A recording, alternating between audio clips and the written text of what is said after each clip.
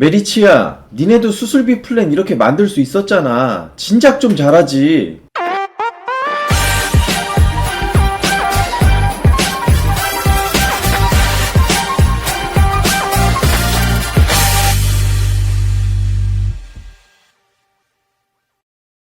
안녕하십니까. 보험을 쉽고 정확하게 원포인트 레슨 해드리는 보험장인 보장 구자연입니다. 메리츠 화재가 그동안 수술비 플랜에서 조금 약한 모습을 보였는데 요번에 1에서 7종 종수술비 보험을 만들면서 아주 새롭게 탈바꿈한 내용을 전에 소식지에서 제가 한번 월초에 알려드렸는데 그 자세한 디테일한 내용 좀 다시 한번 공유를 해드리려고 영상 찍었습니다. 한번 어떻게 바뀌고 어떤 점이 좋아졌고 타사에서 없던 새로운 신상품의 개념이니까 어떤 점들이 우수한지 한번 같이 살펴보도록 하겠습니다.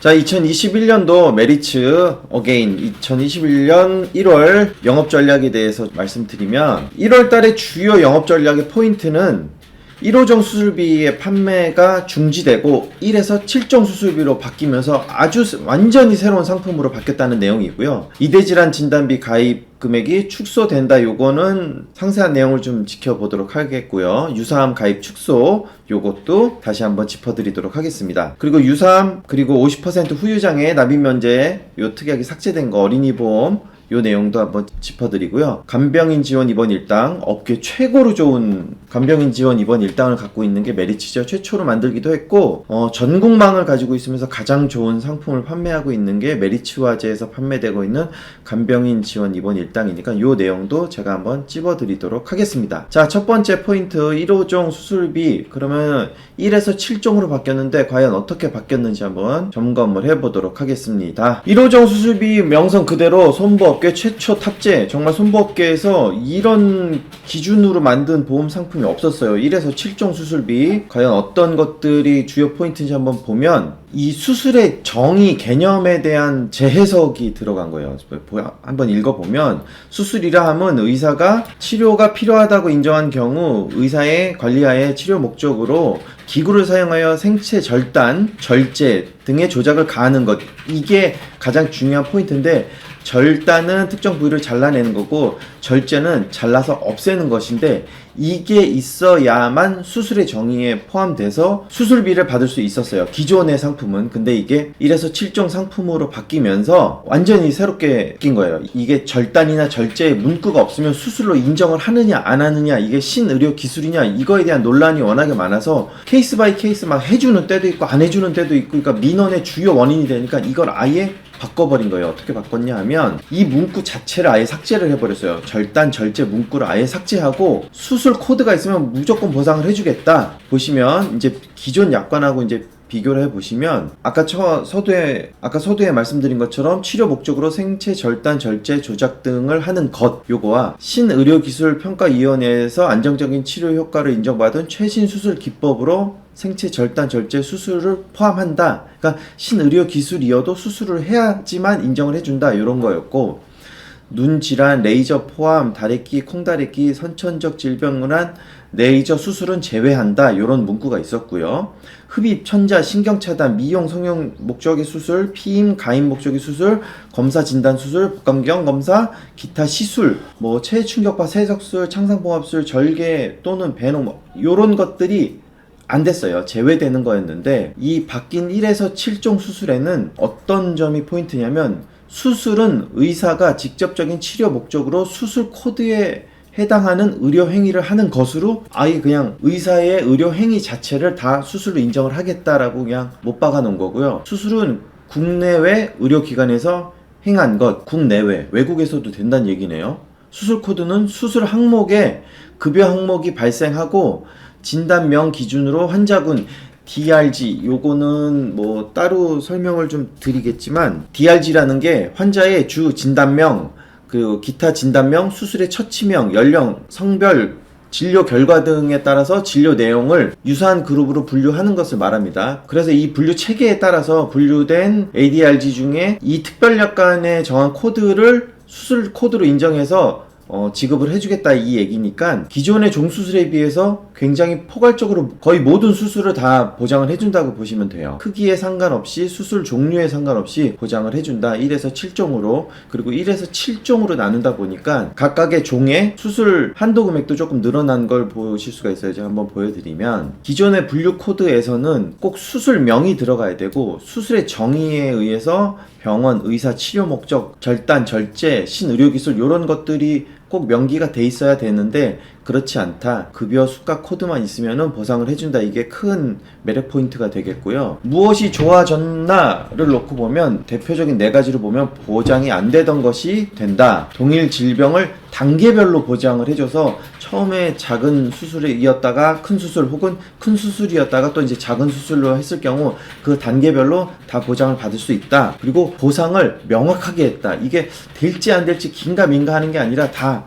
해주게끔 됐다. 그리고 보장 금액이 2배로 올랐다. 이게 가장 큰 포인트고요. 보장이 안 되던 것 중에 어떤 것들이 있냐면 비만, 치액, 요실금, 제왕절개, 유방, 재건술, 안검, 내반, 체내 고정물 제거술. 예를 들자 뭐 핀을 박았다가 빼는 이런 체내 고정물 제거술이 기존에는 안 됐는데 이게 되는 게 유일하다고 보시면 돼요. 그리고 이제 여기 설명돼 있는 것처럼 1호정의 면책 수술이었던 흡입, 천자, 신경 차단술이 보장되는 유일한 보험이라고 보시면 됩니다. 메리츠가 아주 절치부심해서 아주 좋은 상품을 고객의 입장에서 아주 좋은 상품을 만든 건 사실이에요. 인정! 메리츠 인정. 자, 흡입 천자의 대표적인 치료 중에 하나 경피적 배액술 1종 혹은 3종 수술이 될 수 있어요. 흡입, 주사기 등으로 빨아들이는 것, 천자, 바늘 또는 관을 꽂아서 체액 혹은 조직을 뽑아내거나 약물을 주입하는 거를 천자라고 하는데 요게 안 되는 사항인데 그걸 해줍니다. 기존의 종수술들은 모든 종수술들은 이 흡입 천자가 안 되다 보니까 아쉬운 점들이 좀 있었어요. 자, 신경 차단술도 안 되던 게 이제 되는 거고요. 일상생활에 지장이 없는 검 열반 이것도 안 되는데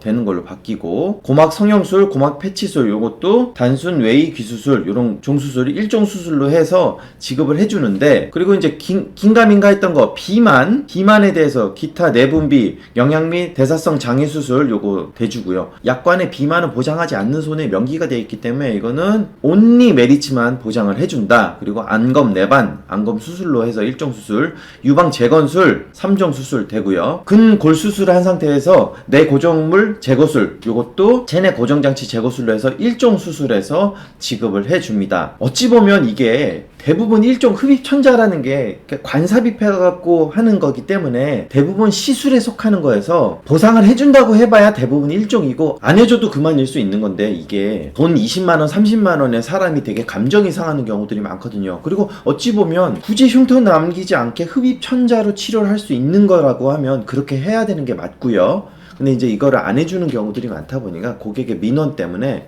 어찌 보면 이 문제 때문에 보험 계약이 해지되고 타사로 갈아타는 경우들이 있는데 그런 것들에 대해서 완벽하게 해지를 했다 이렇게 보시면 될 것 같습니다. 유일무이 1에서 7종에서만 보장하는 것들 앞에서 설명을 했지만 흡입 천자와 같은 제외사항을 보상해준다. 경피적 배액술 보상 사례 갑자기 복통이 생긴 A씨는 열도 나는 것 같아서 응급실을 갔다. 검사 결과 급성 담관염으로 진단받았다. 급성 담관염은 폐혈증 진행 위험성이 높아서 담관에 고여있는 담즙을 제거하는 경피적 배액술을 받았다. 수술보험금을 받을 수 있을까? 수술 질병 코드가 있고 수술 코드가 있으면은 흡입천자이지만 메리츠는 해준다 이렇게 보시면 되고요. 여기 보시면 보상이 안 되던 경피적 배액술 같은 흡입천자 수술들이 이제 다 보장이 됩니다. 1종, 2종 부위에 따라 더 큰 수술이 되는데 굉장히 많죠. 굉장히 많기 때문에 요거는 여러분들이 한번 읽어보시면 될 것 같고 뭐 핀 제거술 3종에서 30만원 나오고요. 항문 농양 고름 30만원 지급되고요. 유방 제거술, 유방 재건술 3종에서 지급되고요. 자궁외 임신 4종에서 지급이 되고요. 심장 조율기 교체 및 제거술 5종 수술에서 500만원 지급되는 요 내용을 볼 수 있습니다. 보장이 안 되던 것인데 이제 장치 교환술로 보상될 수 있게끔 바뀌었죠. 자, 또 다음 사례 한번 볼게요. 자궁외 임신 복강경 수술 보상 사례. 결혼 1년차 직장인 D씨 첫째를 낳고 직장 생활을 위해 둘째 계획이 없는 상태이다. 지속되는 프로젝트로 업무 피로도가 높아 생리를 안 하나 보다 생각한 지 3주째 극심한 아랫배 통증과 하혈로 응급실 방문한 결과 난관에 자궁내 임신이 되었음을 진단받고 복강경으로 수술을 받았다. 복강경으로 수술 받았을 경우 수술보험금을 받을 수 있을까? 질병 코드도 있고 수술 코드도 나왔습니다. 이런 경우 메리츠는 된다. 자, 또 다른 보상 사례 한번 보도록 하겠습니다. 흉관 삽입술, 기침 가래 2주 동안 열도 나고 흉부선 X검사, CT검사 하니까 폐렴 합병증이 있어서 흉막 삼출액 치료를 위해서 급히 흉관 삽입술을 받고 약물 치료를 이어갔다. 수술보험금을 받을 수 있을까? 질병 코드도 있고 수술 코드도 있습니다. 메리츠에서는 보상이 된다. 그리고 중요한 거, 동일 질병 단계별 보상이 됩니다. 이게 뭐냐면 큰 수술을 받은 이후에 보형물을 이용한 유방 재건술, 이렇게 유방암 수술 시 단계별로 보상을 받을 수 있고, 거의 직립보행을 하는 인간은 모두 갖고 있다는 이 디스크일 경우에 척추 중재 시술을 받아서 처음에 1종을 받고 그 다음에 척추 고정수를 받아서 100만원을 받고 성인기 척추 변형 척추 고정수를 받아서 또 500만원을 받고, 이런 식으로 단계별로 상태가 더 안 좋아지면 안 좋아질수록 또 단계별로 계속 치료를 해서 수술보험금을 받을 수 있다. 이 내용이고요. 당뇨병도 똑같이 합병증에 따라서 백내장이 왔냐, 망막병증이 왔냐, 피부 궤양이 왔냐, 이렇게 단계별로 계속 반복해서 보장을 받을 수 있는 아주 좋은 메리트를 갖고 있습니다.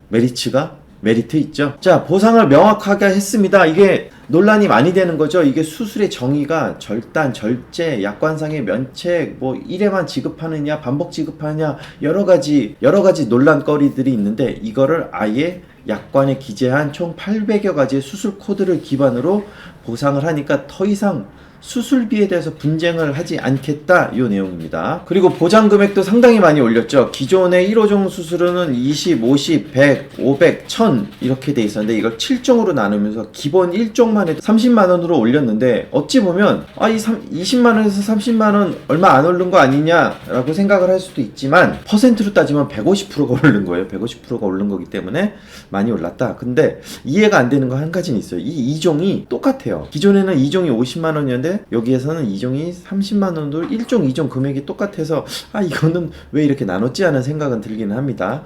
3종이 50만원이고 4종이 100만원, 5종이 500만원, 6종이 1000만원, 7종이 2천만원 이렇게 해서, 예전에는 3종, 4종이 100에서 500 이 간극이 너무 컸었는데 요 중간 단계를 넣었다고 보시면 돼요. 100, 500, 1000, 2000 이런 식으로 조금 세밀화해서 보장을 조금 더 골고루 받을 수 있게끔 수술비의 폭을 굉장히 넓혀놨다고 이해를 좀 하시면 될 것 같습니다. 자, 의사, 간호사분들께 여쭤봤습니다. 과연 1에서 7종 수술비가 좋냐? 결과를 좀 보시면, 전문가 입장에서 본 종수술비의 장점은 개흉, 개복을 따지지 않는다. 이게 어떤 의미냐면, 1호종 수술비에서는 개복 수술과 내시경 수술에서 차이가 나는데, 1.7종 수술비에서는 개복에 의한 수술도 6종이고 복강경으로 인한 수술도 6종이기 때문에 둘 다 개흉을 하든 개복을 하든 그렇지 않던 이걸 따지지 않고 수술 종류에 따라서 보상을 해주기 때문에 훨씬 더 흉터를 남기지 않는 수술을 받았음에도 불구하고 동일한 조건으로 보장을 받을 수 있다. 이 상당한 장점이죠. 그리고 내과계 시술을 보장하네요. 이러면 기존 수술비에서 보상 안 하던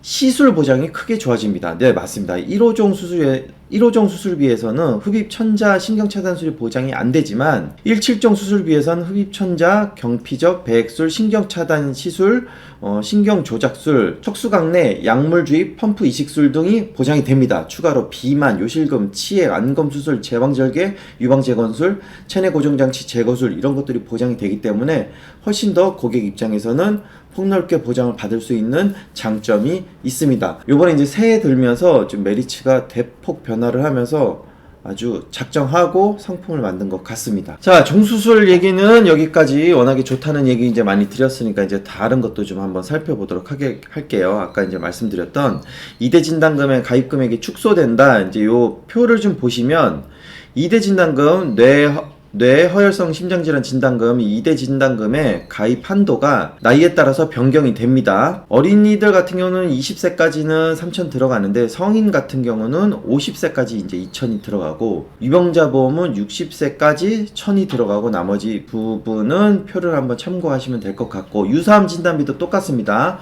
어린이 보험에서 2,000, 성인 보험에서도 50세까지는 2,000, 유병자 플랜에서도 60세까지는 1000 들어간다. 요 사항 살펴보시면 될 것 같습니다. 자, 태아보험에 대한 것도 좀 한번 짚어드릴게요. 출생장애 돌봄자금, 태아보험의 패러다임이 바뀐다. 출생 시 보장이 찐으로 보장된다. 자, 패러다임을 한번 보겠습니다. 35세 이상의 산모 출산 비율이 점점 증가하고 있고요. 연령이 높을수록 선천 이상 발생 건수가 증가합니다. 그래서 노산하면 보통 산부인과에서 출산 안 하고 종합병원에서 대형병원에서 미리 이렇게 좀 준비를 하시는 경우가 있습니다. 심한 장애 종류와 발생 빈도 보시면 중증 기형 Q코드가 있는 중증 기형, 그리고 뇌성마비, 다운 증후군 이런 것들에 대한 발생 빈도가 많이 늘어나고 있다는 사실이고요. 태아보험의 기본을 다시 정의한다. 메리츠가 어떻게 정의했는지 한번 보도록 하겠습니다. 기존 태아보험은 출생 시점 리스크보다는 출생 후부터 이제 100세까지 진단, 입원, 수술, 배상 책임 등에 대한 보장을 해주는 게 포커스였었는데, 메리츠 화재의 태아보험은 출생 시점의 리스크를 다시 한번 고민을 해보고 똑같이 출생 후도 보장을 해주겠다 이거죠. 기존 태아보험 보장은 대부분 출생 이후의 질병 상해 보장에 초점이 맞춰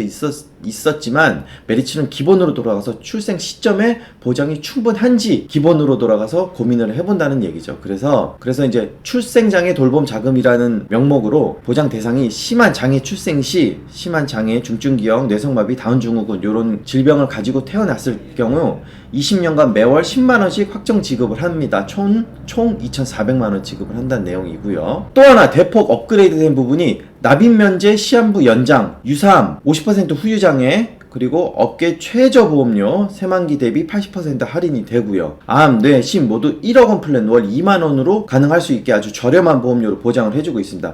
출생장애 돌봄자금 좀 전에 설명드린 그 내용까지 포함해서 지금 판매가 되고 있고요. 어린이보험의 납입 면제는 시한부 연장했다는 게 어떤 뜻이냐면 암, 유사암, 뇌혈관 질환, 허혈성 심장 질환, 양성 뇌종양, 중대재생, 불량성 빈혈, 상해 질병 50% 후유 장애, 요거 중에 요 빨간색 두 가지, 요게 아직까지는 납입 면제 사항으로 포함이 되어 있으니까 요 유사암을 납입 면제 사항에서 빼는 경우가 굉장히 많기 때문에 여러분들이 요게 아직 살아 있을 때 가입을 하시는 게 아주 좋은 포인트가 될 것 같습니다. 자, 지금까지 메리츠가 21년도에 들으면서 다시 한번 도약을 하기 위해서 많은 부분들 변화를 하면서 상품에 대한 변경을 한 걸 간략하게 좀 살펴보았습니다.